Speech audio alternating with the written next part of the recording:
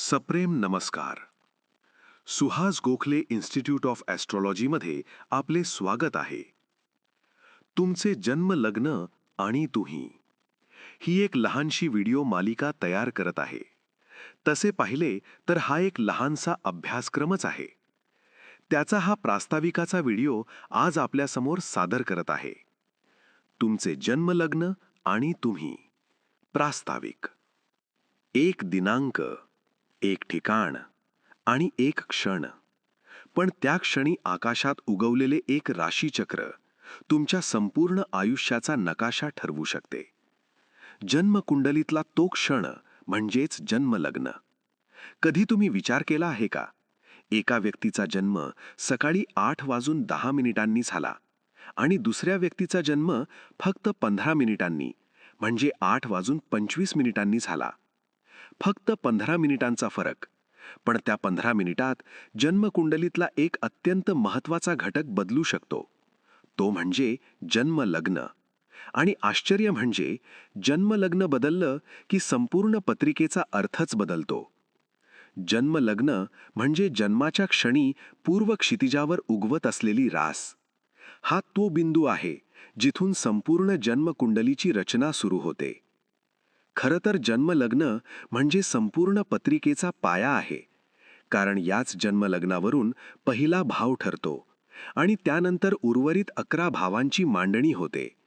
जर जन्मलग्न बदललं तर भाव बदलतात, भावेश बदलतात, योगांचे अर्थ बदलतात आणि पर्यायाने भविष्याची दिशा देखील बदलते.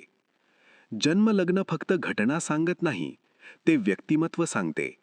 आपण जगाला कसे दिसतो, आपली बाह्य अभिव्यक्ती कशी आहे, आपण परिस्थितीला कसा प्रतिसाद देतो, हे सर्व मोठ्या प्रमाणात जन्मलग्नावर अवलंबून असते.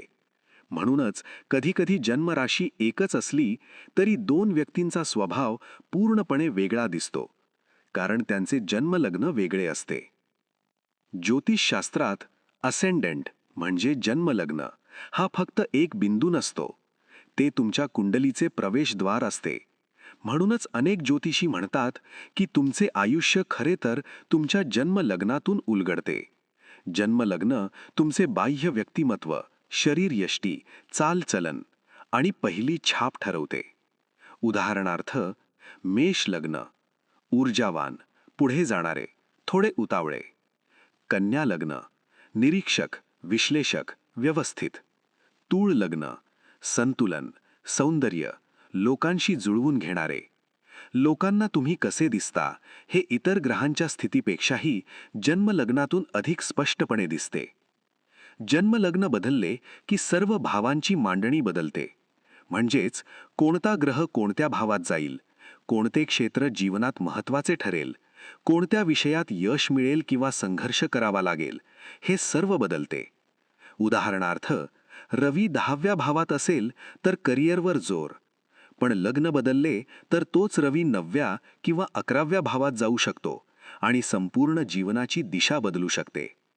लग्न म्हणजे तुमच्या जीवनाचा मुख्य मार्ग, लाईफ पाथ. उदाहरणार्थ, मकर लग्न जबाबदारी, संघर्षातून उंची. धनु लग्न ज्ञान, प्रवास, तत्वज्ञान. कर्क लग्न कुटुंब, भावना, संरक्षण. म्हणजे प्रत्येक लग्नाची जीवनकथा वेगळी असते.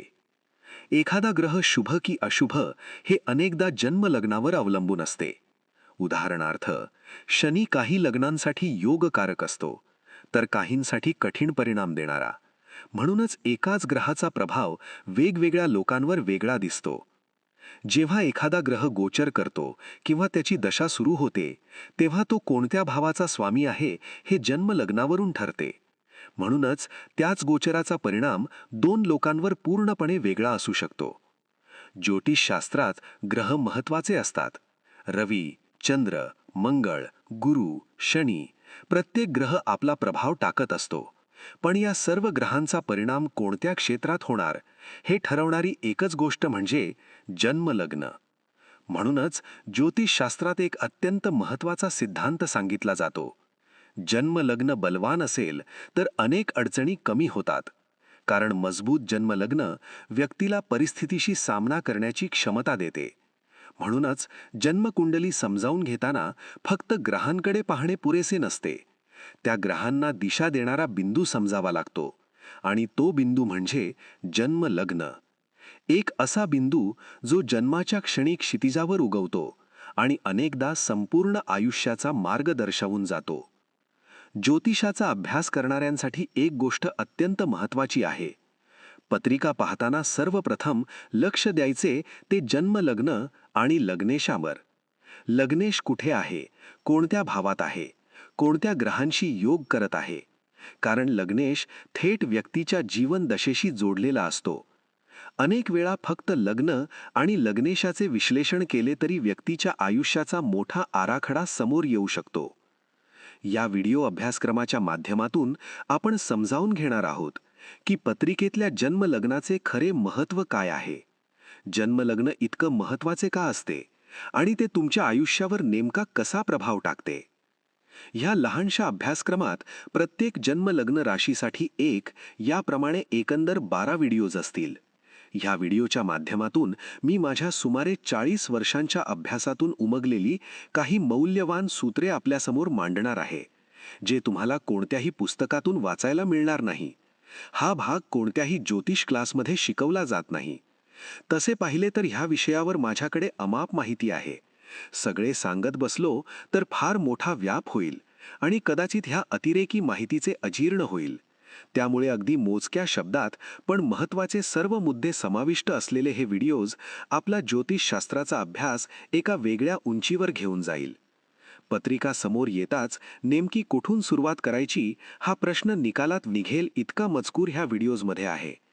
हा ज्ञानाचा खजिना अर्थातच सशुल्क असेल, म्हणजे हे सर्व 12 व्हिडिओज मोफत नसतील. हे व्हिडिओज पाहावयाचे असतील तर प्रत्येक व्हिडिओसाठी ₹80 मानधन असेल किंवा संपूर्ण 12 व्हिडिओजच्या संचासाठी ₹800 असे मानधन असेल. तुमच्या ज्योतिषशास्त्रातल्या प्रवासातला हा एक टोल आहे असे समजा हवे तर.